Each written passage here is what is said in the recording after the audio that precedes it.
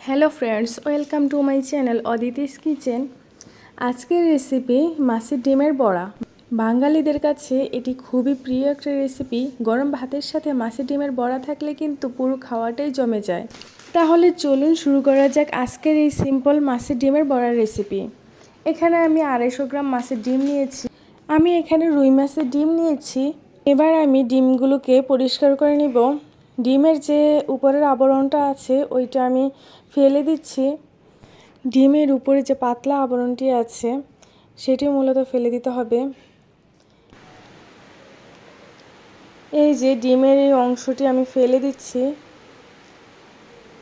আর এই ডিমটি আমি ভালো করে পরিষ্কার করে নিয়েছি।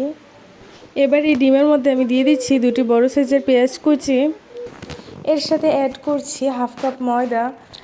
এখন আমি এর সাথে অ্যাড করছি 1 চামচ লবণ, 1 চামচ হলুদের গুঁড়ো, 1 চামচ মরিচের গুঁড়ো, 1 চামচ জিরে গুঁড়ো, হাফ চামচ ধনিয়া গুঁড়ো আর হাফ চামচ গরম মশলা গুঁড়ো। এই যে সব উপকরণ দেওয়া হয়ে গিয়েছে। এখন এগুলো আমি ভালো করে মেখে নিচ্ছি। ভালো করে মাখা হয়ে গেলে আমি এগুলো একটি সাইডে রেখে দিব। এখন আমি চলে যাব এই ডিমের বড়া বানানোর জন্য। চুলায় আমি একটি কড়াইতে তেল দিয়েছি। তেল গরম হয়ে গেলেই আমি এই মাছের ডিমগুলো দিয়ে দিচ্ছি। সবগুলো মাছের ডিম এভাবে দিয়ে দিব। চুলাটি মিডিয়াম আঁচ রাখতে হবে।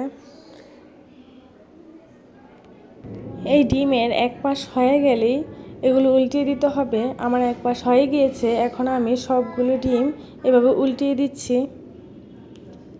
এভাবে উল্টে পাল্টে আমি সবগুলো ডিম ভেজে নিব।